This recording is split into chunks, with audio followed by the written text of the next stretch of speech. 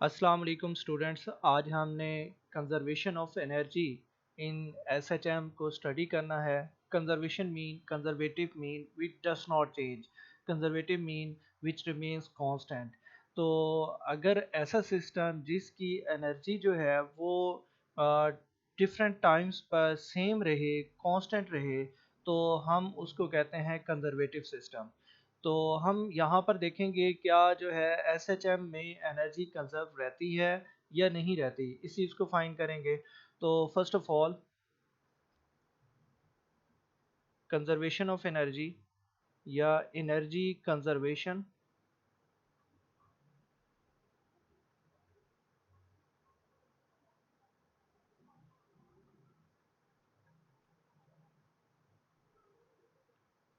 इन SHM, simple harmonic motion. Simple harmonic motion में आप लोगों को पता है कि हमने एक स्प्रिंग लेते हैं और इस स्प्रिंग के साथ हमने क्या करना है, इसकी two different shapes, let's suppose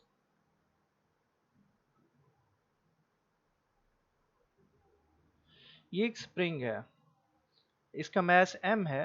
let's suppose here is the displacement, यहाँ पे इसका डिस्प्लेसमेंट 0 है, x इज इक्वल टू 0। तो ये यहाँ से इस पोजीशन पर न्यू पोजीशन इसकी यहाँ पर हो सकती है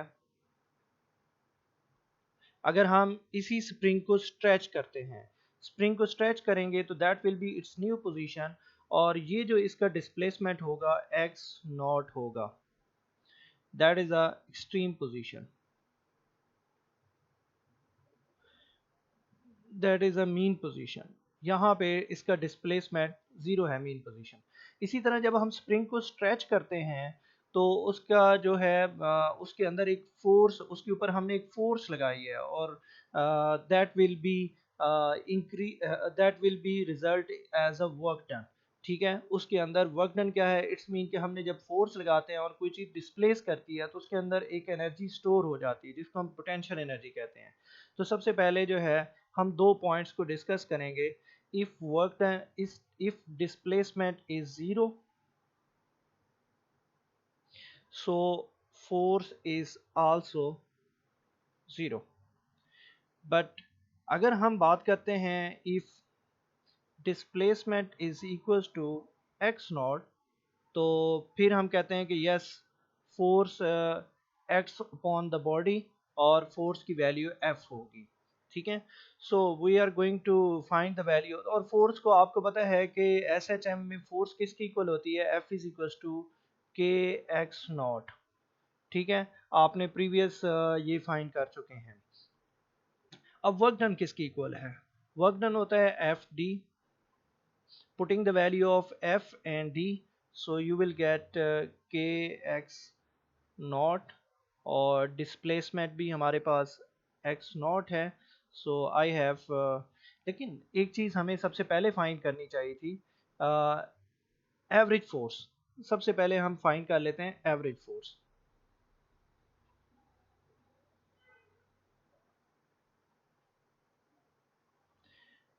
average force is equal to two two forces हैं F और ज़ीरो, मतलब इसको हम F प्राइम कह देते हैं, F प्लस F प्राइम,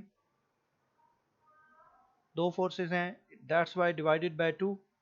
जब भी एवरेज दो वैल्यूज़ का लेना है तो डिवाइडेड बाय टू करेंगे, जब थ्री वैल्यूज़ का लेंगे डिवाइडेड बाय थ्री करेंगे। तो इनिशियल फोर्स ज़ीरो है और एफ प्राइम जो है वो के एक्स नॉट की इक्वल है, और that is equals to a force, average force divided by 2, and that is result is equals to 1 by 2 kx naught, kx naught। अब हम बात करते हैं वर्क डन की। किसकी, वर्क डन, W की। Work done is equals to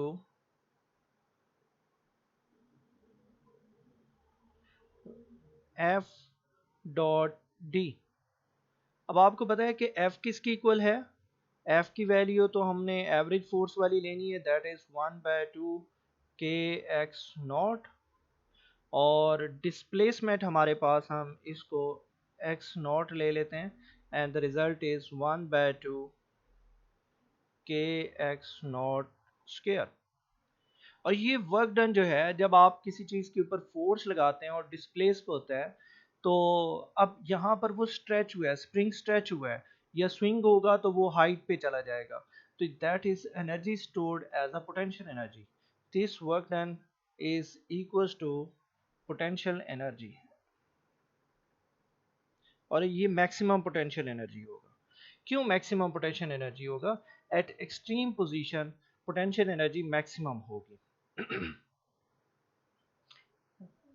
हम इसको वर्क डन कहते हैं, वर्क डन पोटेंशियल एनर्जी की इक्वल है।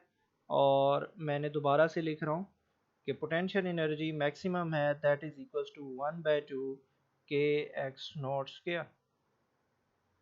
अब यहाँ पर एक चीज़ तो हमारे पास, that is the first equation, potential energy के हमारे पास आ गए। अब हम बात करते हैं potential energy at any instant. ठीक है,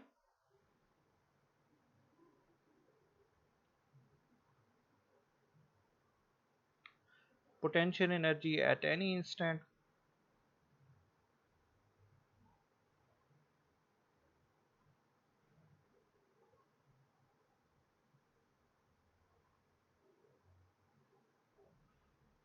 eight any instant t, time t है, so potential energy will be equals to that is equals to, अच्छा अगर एट एनी इंस्टेंट की बात करते हैं तो हमारे पास यहाँ पर हमने सबसे पहले लिखना है कि डिस्प्लेसमेंट क्या होगा। डिस्प्लेसमेंट क्या होगा?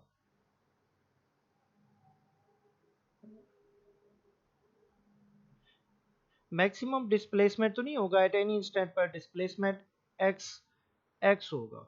So potential energy will be equals to at any instant, ठीक है, 1/2 इक्वेशन नंबर 1, ठीक है, equation number 1 will become 1/2 k x not की जगह एक्स स्क्वायर आ जाएगा, दैट इज इक्वेशन नंबर 2। अब हम बात करते हैं, दो चीज़ें हमारे पास आ चुकी हैं, यहाँ पे देख लें, पोटेंशियल एनर्जी की हमारे पास वैल्यू आ चुकी है। इसके बाद हम काइनेटिक एनर्जी की बात करते हैं। काइनेटिक एनर्जी से पहले, सबसे पहले हमें v की वैल्यू फाइंड करना होगा, क्योंकि काइनेटिक एनर्जी किसकी इक्वल होता है? काइनेटिक एनर्जी एट मैक्सिमम भी हम फाइंड कर सकते हैं, और एट एनी इंस्टेंट भी, एट एनी इंस्टेंट पहले कर लेते हैं।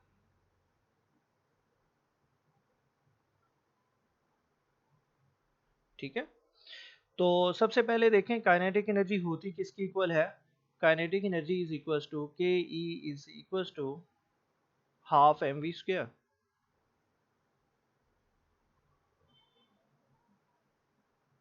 अब वेलोसिटी है, अब वेलोसिटी के लिए तो हमें पता है कि वेलोसिटी किसके लिए होती है इसमें, एस एच एम में, दैट इज इक्वल्स टू,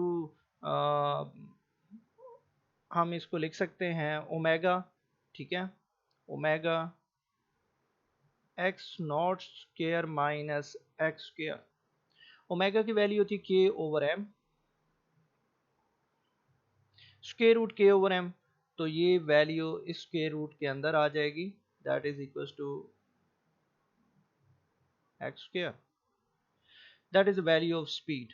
अगर हम ये स्पीड की वैल्यू यहाँ पर पुट कर देंगे, you will get the result,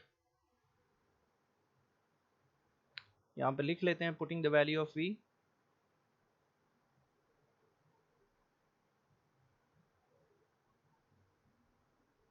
so the result will be equals to ke is equals to kinetic energy is equals to 1/2 m और स्क्वायर रूट के over m x naught square minus x square और whole square.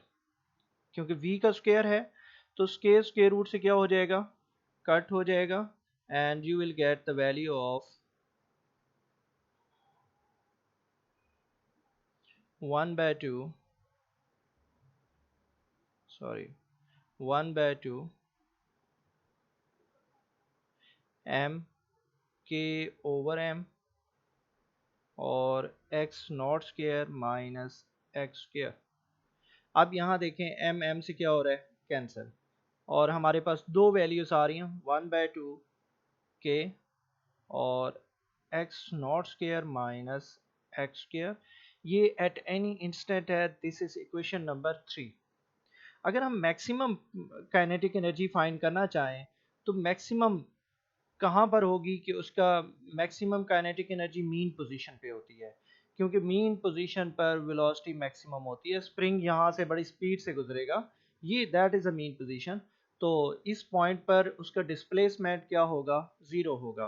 कैसे पता चलेगा, हम अगर इसको देखें मिनिम फर्स्ट डायग्राम, इस पर डिस्प्लेसमेंट ज़ीरो होता है। ठीक है, तो हमने जहाँ से टॉपिक स्टार्ट किया है, यहाँ देखिए, तो अगर काइनेटिक एनर्जी की बात करते हैं, काइनेटिक मैक्सिमम या मीन पोजीशन पर kinetic energy at mean position, तो डिस्प्लेसमेंट यहाँ पर क्या होगा, x will be zero, so K E is equal to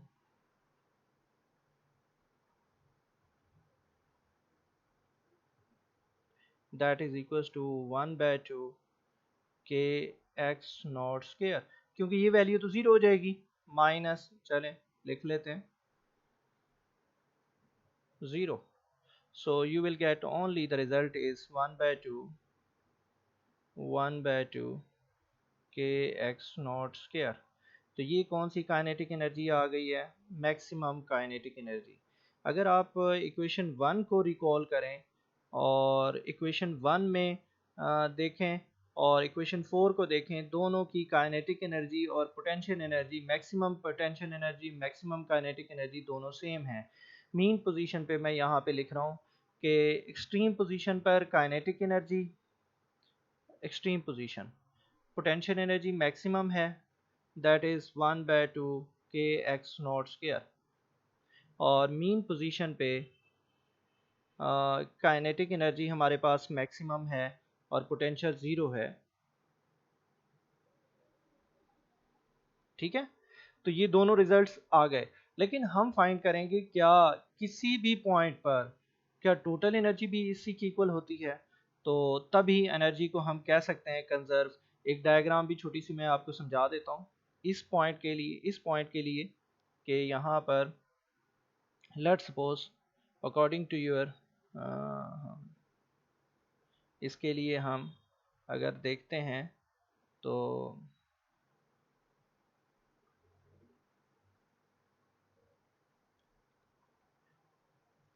ये मैं पोटेंशियल एनर्जी के लिए, दीज आर एक्सट्रीम पोजीशन, ये भी एक्सट्रीम पोजीशन है, ये भी एक्सट्रीम पोजीशन है, ये मिड पोजीशन है, that is a mean position. तो एक्सट्रीम पोजीशंस पर काइनेटिक पोटेंशियल एनर्जी क्या है, ज़्यादा है, और मीन पोजीशंस पर वो कम है, ज़ीरो की इक्वल है। ठीक है, तो this that is a graph, लेकिन काइनेटिक एनर्जी के लिए this is for potential energy. तो इसी तरह अगर हम काइनेटिक एनर्जी के लिए करें, तो काइनेटिक एनर्जी एक्सट्रीम पोजीशन पे जाके स्प्रिंग इधर जाके रुकता है, स्विंग होता है तो इधर जाके रुकता है, तो एक्सट्रीम पोजीशन पे वेलोसिटी ज़ीरो होती है, तो काइनेटिक एनर्जी भी ज़ीरो होती है। तो लेकिन मीन पोजीशन पे potential energy, kinetic energy maximum होगी, एक्सट्रीम पे ज़ीरो होगी। तो मैं इसलिए यहाँ से ज़ीरो से शुरू कर रहा हूँ। ठीक है,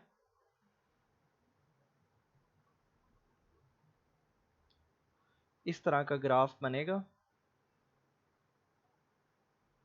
तो ये जो मैंने ब्लैक लाइन ड्रॉ की है, that is for kinetic energy. तो ये डायग्राम है एनर्जी कंजर्वेशन के लिए। अब हम कंजर्वेशन के लिए जो है टोटल एनर्जी को चेक करेंगे। किसको एनर्जी को चेक करेंगे, टोटल एनर्जी को। तो total energy is equals to total energy at any instant.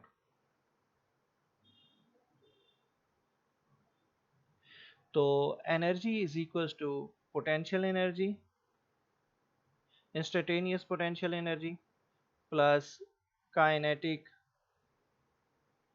Instantaneous energy. तो आप देखें कि हमारे पास instantaneous potential energy kinetic instantaneous यहाँ पर है इक्वेशन नंबर 3 में। ये वाली वैल्यू काइनेटिक एनर्जी की पुट करेंगे, that is instantaneous at any instant है, तो इसको इंस्टेंटेनियस बोलेंगे INS। ठीक है, इसी तरह potential energy at any instant equation number 2 और इक्वेशन नंबर 3 से वैल्यूज लेंगे using equation number 2 and equation number 3. Okay, so energy will be equals to, total energy will be equals to potential energy at any instant half k x square है, और kinetic energy की value है, मैं इसको green से लिख लेता हूँ ताकि डिफरेंस हो जाए, half k x naught square minus x square. ये जो k है inside the bracket half k जो है मल्टीप्लाई हो जाएगा and we will get the results. यहाँ पर आ जाएगा half k x naught square minus half k x square, और इससे स्टार्टिंग वैल्यू हमारे पास है। ठीक है, नाउ सी हियर कौन सी वैल्यूज कट रही हैं, ये इसके साथ क्या हो गया, कट गया। The final result is 1/2 k x naught square. अब आप देखें, हम यहाँ से एक बात एक्सक्लूड कर सकते हैं, एक बात कंक्लूड कर सकते हैं कि मीन पोजीशन पे काइनेटिक एनर्जी थी half k x naught square, extreme point पर काइनेटिक पोटेंशियल एनर्जी थी half k x naught square.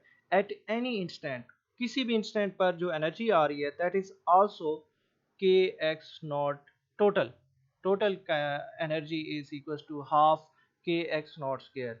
From this equation 5 we concluded that energy remain conserved, energy remain constant। Energy जो है एक से दूसरी form में change होगी, काइनेटिक से पोटेंशियल में चेंज होगी, पोटेंशियल से काइनेटिक में चेंज होगी, लेकिन एनर्जी जो है वो कंजर्व रहेगी, टोटल एनर्जी रिमेन सेम रहेगी। मतलब किसी भी पॉइंट पर हम चेक कर सकते हैं कि टोटल एनर्जी किसकी इक्वल है। लेट्स सपोज मैं अपने इस टॉपिक को जो है यहाँ पे ले आता हूँ। ये स्टार्टिंग टॉपिक था हमारा, यहाँ से मैंने डायग्राम बनाई थी। ठीक है, that was my starting topic. तो यहाँ पे अगर आप देखें कि मैं किस ऐसे कलर को यूज़ करूँगा यहाँ पर, जो यहाँ पर काइनेटिक एनर्जी है हाफ, रेड यूज़ कर लेते हैं। ठीक है, काइनेटिक एनर्जी है half k x naught square plus potential energy है 0, तो आंसर क्या आएगा, half k x naught square. ठीक है, यहाँ पर टोटल एनर्जी ये आ जाएगी। यहाँ पे जो टोटल एनर्जी आएगी इसको हम ब्लू से कर लेते हैं, यहाँ पर एक्सट्रीम पोजीशन पर। यहाँ पर पोटेंशियल एनर्जी किसकी इक्वल है, सबसे पहले काइनेटिक लिख रहे हैं तो काइनेटिक लिख लेते हैं। काइनेटिक 0 है और potential energy half k x naught square है, तो टोटल एनर्जी फिर भी क्या आ जाएगी, half k x naught square. इसी तरह इस पॉइंट पर आ जाते हैं, ये एक और, अगर स्प्रिंग कॉम्प्रेस होता है तो यहाँ पर जो है हमारे पास अनदर क्या कहते हैं पॉइंट आ जाएगा, एक्सट्रीम पॉइंट आ जाएगा, तो काइनेटिक 0 हो जाएगी और potential half k x naught square. तो टोटल एनर्जी अगर किसी भी पॉइंट पे देखा जाए तो half k x naught square रहती है, एट एनी इंस्टेंट देखा जाए, एट मीन पोजीशन देखा जाए, एट एक्सट्रीम पोजीशन देखा जाए।